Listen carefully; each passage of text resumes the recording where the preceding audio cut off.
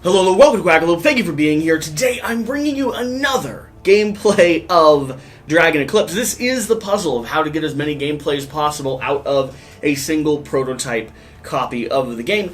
What I've decided to do, we have full coverage of the entire story, but in the course of that story, we've had a few kind of mini boss creatures and a few characters that we haven't been able to feature. Some of the starting people that you can capture and then utilize throughout the course of the game. So this is a series of quick little one-shots that I'm doing. This time we're going to be fighting Golmo versus our lovely Furwing. That's the puzzle. That's what we're going up against. We have another two of these featuring Furple here versus, I think, where is the one that we are fighting? Versus the majestic Elkhorn. And then, of course, we have Bulb versus our lovely Emberling, which is the first starting character you have in this game. Those have gone well so far. We've realized that maybe we're not supposed to beat them. That's the takeaway so far, that maybe it's supposed to show us how challenging elements of this can get. I have built my deck. I have brand new custom cards from the expansion pack here for Golmo, using some of the brand new leaf cards that we get. And I think other than that, we're ready to go. Now, this is specifically not a sponsored video, but we are doing a series of sponsored content with Awaken Realms, so please keep that in mind. My goal here is to show off the game and also direct your attention to the fact that there's a game found running. Link will, as always, be in the top of the video description, so you can swing over, check it out, and see if this is going to be the right fit for you. Okay, the game is composed of two parts. We have the showdown kind of battle stage or battle arena part, and then we have the exploration part. I have a page from the book here in front of us. This is where all of our enemies were initially encountered, and you could have gone to any number of different pathways. I am starting with a little bit of damage on Golmo, not as much as I had when I actually played the game, but these guys are really hard, so it's a give and take. Maybe it's a good decision, maybe, again, we're not supposed to beat them. We find this guy, the lovely Furwing, over here in this hidden cave, book number 53. The entrance to the cave reeks of rotting plants. The tracks on the muddy ground indicate that something large regularly enters the cave. You are sure that you might find one of the predators there. Enter the cave, go to script 71. Now, again, 3 different predators in this area. I think only one of them you ever encounter in your course of your game. So every time you play through, there'll be a whole different story that you're opening up and exploring. 71. I've never fought this guy before, by the way. You don't even need to dive deep into the cave. 2 yellow eyes appear in the shadows, and the smell of musk assaults your nostrils. You take a few steps back, asking your companion to prepare for a fight. Place the map aside. Yep. And we are now going to be setting up the battle. Reminder, do not discard the secret card from the event slot and the time marker. So you keep your time book, your exploration book. This is pausing, but this is not interrupting or changing the nature of that. Set up the combat following the following instructions. Prepare the combat arena using arena card 8. So let's see where we are actually fighting. Arena card 8. Ooh, the cave front. Bonus. Spend 4 power to hide in the cave. You gain Immobilize, and an opponent gains Disarm. Interesting. And then at the end of this combat, flip this over. So we're now going to be fighting in a lovely little cave. Prepare your enemy using cards 51A, 52A, 53A, and 5480. Follow the setup instructions on card 52B. Okay, let's grab all these cards. This guy has a lot of stuff going on. So let's take a look at him. 54A, Furwing. 1 movement, 6 attack, 25 health, 2 defense. I have chosen a character who is a slow build, but hopefully we'll be able to do a lot of damage in one big fell swoop. I have healing, which seems maybe that'll be important, and I also have a lot of health, 24 health overall. So there's a chance that he'll be able to balance out some of his high damage dealing. Emberling only has about 12 health, so 6 damage to someone with 12 health and very little healing means that you have to do a lot of damage quickly, which Emberling does effectively, but it's very hard to balance. Okay. Basic abilities, going to be a rush attack, gaining extra damage. Going to be a moving, move the opponent in range 2 by 2 spaces towards the closest death space. I don't know what that means. And then rush and attack. We have general setup. Place a special ability token in the 4th space. Okay, so there's potentially a you're going to die space. Here we go, that goes there.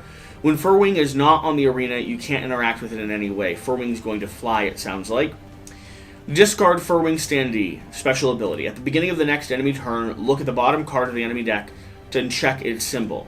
Triangle, place Furwing Standee on a death space, one of these, farthest from the opponent. The other 2 symbols, place Furwing Standee on a item space farthest from the opponent. Then the opponent gains 1 damage for each space between the opponent and Furwing. Okay. Sounds lovely. Sounds absolutely lovely. The last question we have is, how do we go about capturing this guy? Show you're not prey. The Furwing has at least 21 damage. Wow. Overwhelm it with speed. Use 3 bonus actions in 1 turn. Holy cow. Okay. Show good intentions. The Furwing ends its turn exactly 3 spaces from its opponent. That's going to be very hard to capture. So the puzzle here is hitting, attacking, and then also doing things that allow you to actually capture the creature that you're facing. That's gonna be good. Okay, let's keep reading here. Prepare your creature. Choose your creature and place it standing in spot 1. So I'm using Golmo here. Big guy is going there in spot 2. If you have water. Now, there were a few different ways to get these different tokens throughout the course of the original campaign. I had wind. I used wind in the encounter where I had wind. I don't have water. If you had water, you'll shift a special ability back by 1. That could be game changing. Okay, close this and start combat. So combat's going to be pretty simple. I'm going to have a row of cards down here that I can choose from. I'll take 1 card. I'll get the power from the top of that card slot. That'll allow me to potentially do some bonus actions when the time comes. And I'm going to try to either capture him or knock him out by dealing 25 damage. I think we're going to go for a knockout, because I have to get to 23 damage anyway, or 21 damage anyway, even to be able to capture him. So we'll play it by ear there. Cards that I have: Defensive Stance, gain 1 power, passive, +2 defense. Protective Underbrush. Each time you gain at least 1 damage, you may gain 1 less and put 1 damage on this card. If there are 3 damage on this card, you have +2 movement. I'm going to up my health. I like that card a lot, especially if he's going to attack me to start. Swift Recovery. Heal. Each time you heal, heal 1 more. Very nice. And then shoot forward. Move, move, and move. Although, I don't know with Swift Recovery. I need to check something, because I don't know that I have healing in my deck. I want to double check if I put any healing in my deck. I'm not going to mix up the cards, and I'm not going to remember what order they're in. I'll shuffle them. Okay, I do have a healing card in my deck. I'll shuffle my cards again.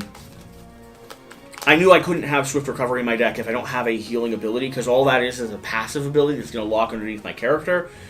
Very nice to have, but it's one of those issues where if I don't have healing, it doesn't benefit me. I also need to double check this symbol for the upgrade. I'm not sure that I can have multiple upgrades attached. This is something new that's coming with this character. Most of the other characters have only ever had 1 upgrade total.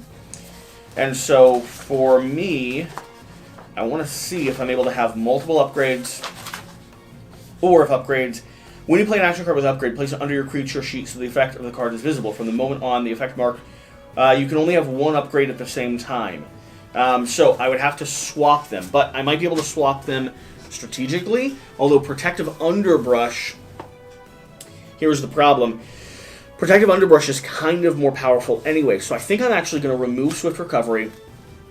I'm going to go ahead and choose Deliberate Strike to put into my deck. I won't leave it there, but Deliberate Strike is going to be attack again if you have at least 4 cards in your discard pile.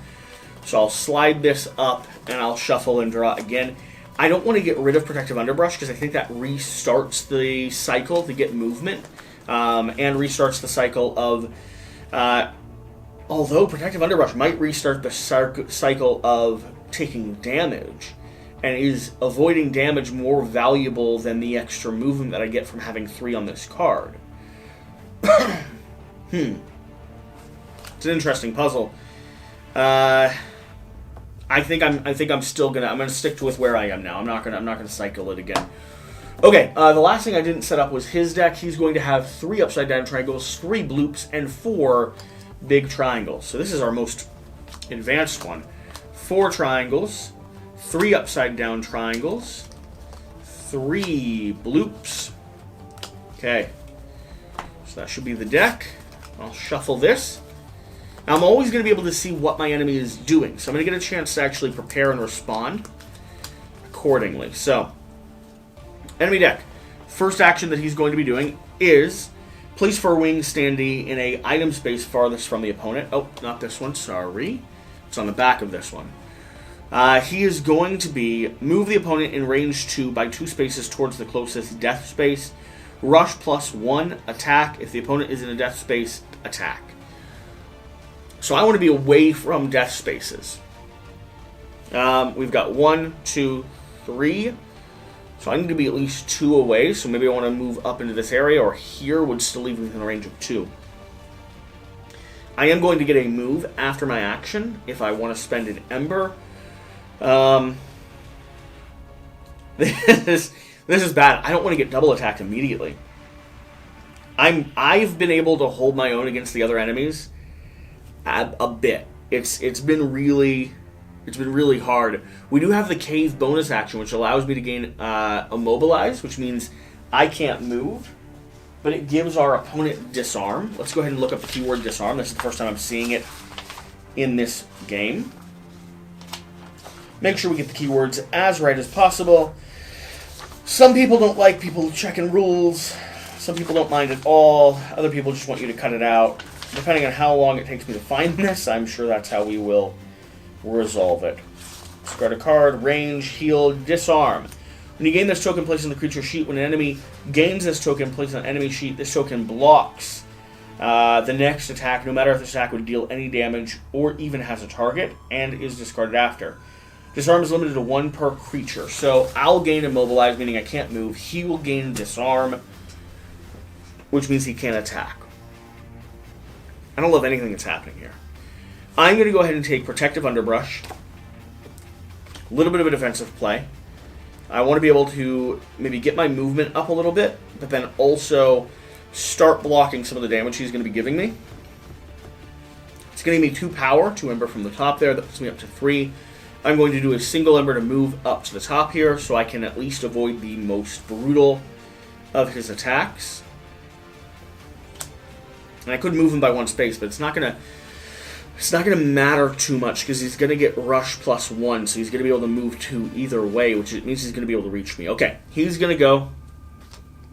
This is gonna step back, move the opponent in range 2 by 2 spaces towards the closest skull space. I think it'll be this one, or will it be this one? They're even, so I think I get to decide. Ooh, I think I might have to choose what's worse for me. I know there's a part in here that talks specifically about actions being even. I should find this because this seems important. Performing a test, tokens, combat, enemy. Come on, where's the combat step? Prepare the arena, prepare your enemy, prepare your creature. End of combat. We're not ending it. Combat order. Choose a slot. Element markers. Actions. Creature cards. Resolving the effect. What are the effects? So many effects. Range. Move. Attack. Note. Bonus actions. Resolve an enemy attack. Enemy special ability. Tiebreakers. When any effect during the combat leaves you or your enemy with more than 1 option, you can choose how to resolve it. Amazing. We're going to go back here. And we're going to be able to avoid his attack then. He's going to get rush +1, 1, 2, because he only has 1 movement. Then attack. If I'm in a skull place, attack again. We're going to avoid all of those attacks. That seems lovely. Alright, where are we going now? We got Soil Feed Out. This is one of the new cards. Place 1 Quake in range 2. Gain 1 power for each Quake within range 2. Getting my power up there is almost essential to being able to deal damage, because my special ability deals with having Quakes around on the board. Oh, and I also have Trump, which is going to be placing Quakes out on the board as well. Okay, so let's start by actually gaining Defensive Stance. What's he doing next? Rush +2, attack. He's going to gain 2 damage. So we're going to do Defensive Stance. This is going to give me 2 shield. It's going to give me 3 energy. So it's going to move there. Passive, I'll gain 1 more actually from the card. See what card's going to be coming out next. Stone Roll, very nice. Another one of Golmo's special abilities. He is going to have Rush +2. He's going to be moving 3. There's no good way for me to not be around him right now.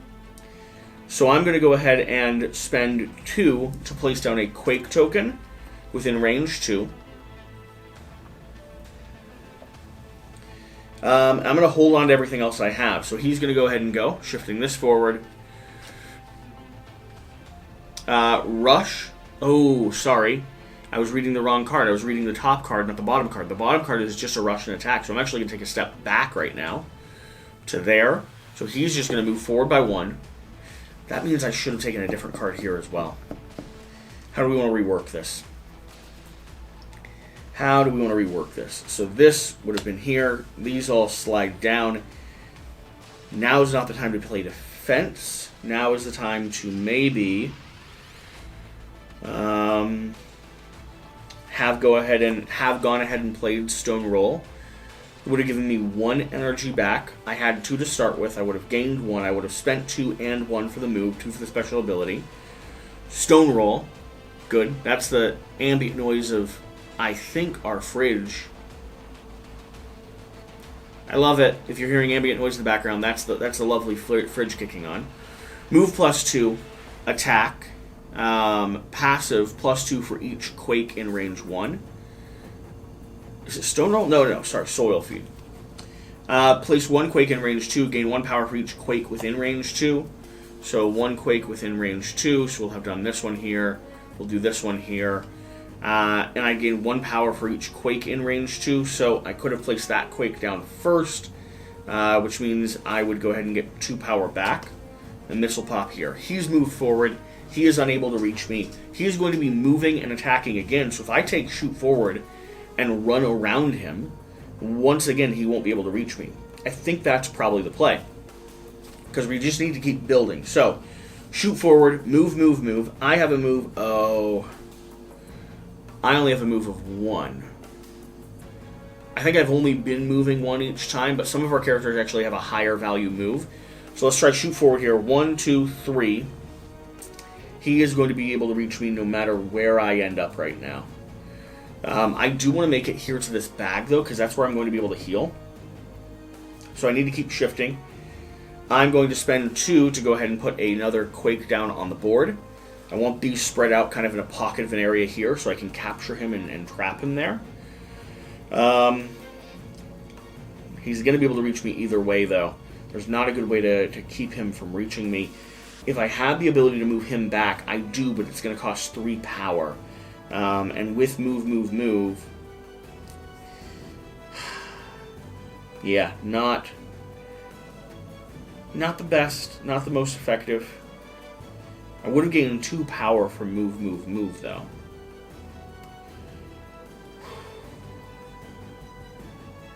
I don't love the position I'm in. Because I spent 2. It's the 2 I had. I would have gained 2 from move. I could move 1 more. There's no way for me to shift him back, which would be the most effective way for him to not hit me. I'm going to take the hit. I'm going to try to push forward. I'm going to take the hit. Shifting this. Okay. He is going to play this triangle down. He is going to move 1 space. He's then going to attack. That's going to be 6 damage coming to me. I have no defense, so 6 damage popping onto my board. I should have tried to find a way to avoid that a little bit more effectively. Yeah, this is brutal. Oh, Energy Geyser is not valuable for me either because... Sorry, I'm going to rebuild my deck a little bit here. Energy Geyser should have been maybe Energy Flow. It'll give me more energy. Energy Geyser allows me to deal more damage, but I don't have a lot of passive damage dealing things. Although my Tremors would be passive damage dealing. Okay. Alright. We keep it as is. Keep it as is. I'm sorry. I want to beat him. You know, all these other ones have been extremely challenging. It's a puzzle to figure it out. I know it's possible to defeat them, but this game really gets to me at this point. His next attack is going to be rush and attack, and then he's going to actually come off the board. So I'm going to take a defensive stance. It's going to get me 4 Ember back. Passive, 2 defense on the board right now. I'm going to take a step forward to here. I'm going to spend 2 to put another Quake down within range 2. We'll pop that down there. I think this is where we're going to try to target him. It's my thought. I'm going to have to get across the board a few times, though, possibly. That might be the problem. That is going to be my turn. He is going to go ahead. Oh, I should have taken 1 less damage. Place it here on this card. I'll be getting my move up soon. He's going to go ahead and go. He does not need to move. He will attack me. Again, I will take 5 damage, putting 1 on this card. 1 more, and I have +2 movement.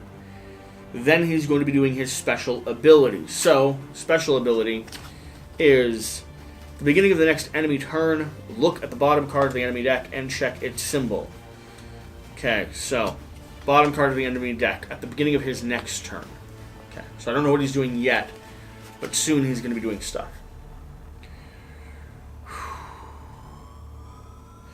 My turn. I am going to go ahead and move up here to heal. So I'll be getting 3 back, but I'm going to leave 1 off because I'm taking this card. It's going to let me move here. If you are in a space, heal 2, gain 2. So I'll heal 2, and I'll gain 2. I'm going to spend 2 to go ahead and put out another Quake token. Slowly building these up. I mean, that's a good number. We can get 1 more down. They're each going to do 3 damage when the time comes. They also can give me a lot of defense. So if I'm in that area over there, I will be gaining +2 defense for each Quake within range 1. So, like, that's going to be a power point for me. Oh, his basic action right now is going to be a rush +1. He's also going to move me to the closest skull, which right now is going to be here. I am going to be on that. I'm going to have to spend 3. I want to move him back so he's not going to be able to reach me. Because what I don't want is I don't want him for him to be able to attack me effectively. Okay. He's going to go ahead and go. So, at the beginning of the next enemy turn, I'll look at the bottom card. Okay, it's going to be the little upside down pipsqueak. Put Furwing Standy in a item space farthest from the opponent. So this one here. Then the opponent gains 1 damage for each space between the opponent and Furwing. That's going to be 2 damage coming to me. I will put 1 of them on here. I now have +2 movement. Then he is going to go ahead and move the opponent in range 2.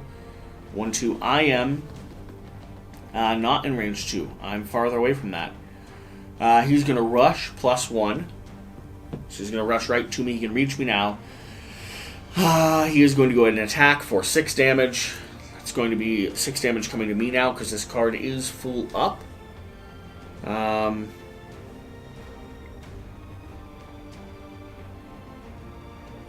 Although this doesn't say that it fills up. It says each time you gain at least 1 damage, you may gain 1 less and put 1 on this card. If there are 3 on this card, you have +2 movement. I assume that means the card's capped. That's how I'm going to play it. I'm almost dead. 18 damage right now. Only have 24. So I need a big move very soon. I need to take him out very soon. Or just get a ton of defense at the moment. Okay.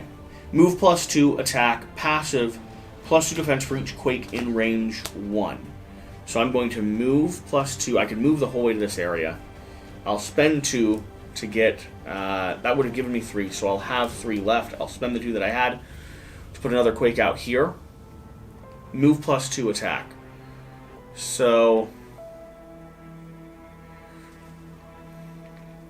I'm not sure if I can attack before I move. I'm going to play that I can. That might be wrong. He has 2 defense, though, so I'm not going to deal any damage to him, so it doesn't even matter. I'm going to move back to this area. I now have 1, 2, 3, 4 defense, which seems pretty good. And he's going to go ahead and go. Move the opponent within range 2 spaces towards the closest skull. 1, 2, good. He is going to move 1, 2 to me. He's going to rush and attack. Rush +1 and attack. Dealing 6 damage. I'm blocking 3 of it, so dealing 3 damage. It's going to bring me up to 21 damage. I've got 3 health left, so now's the time to go. If I can get enough, now's the time to go.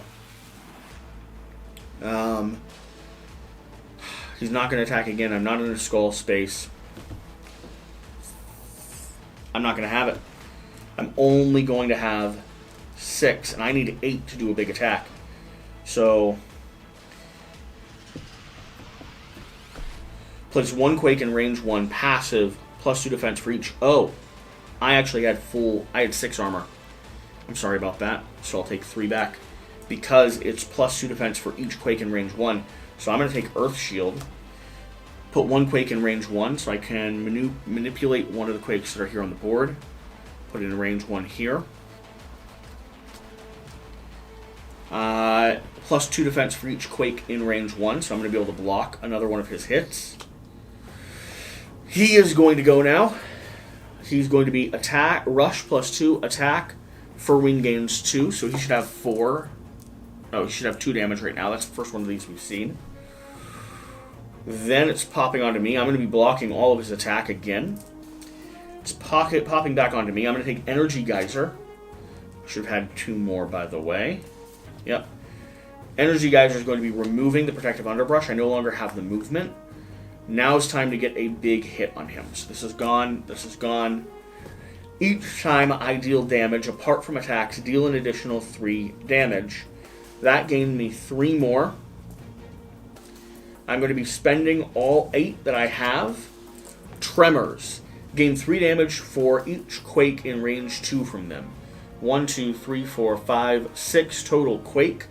Is going to be a total of 18 damage.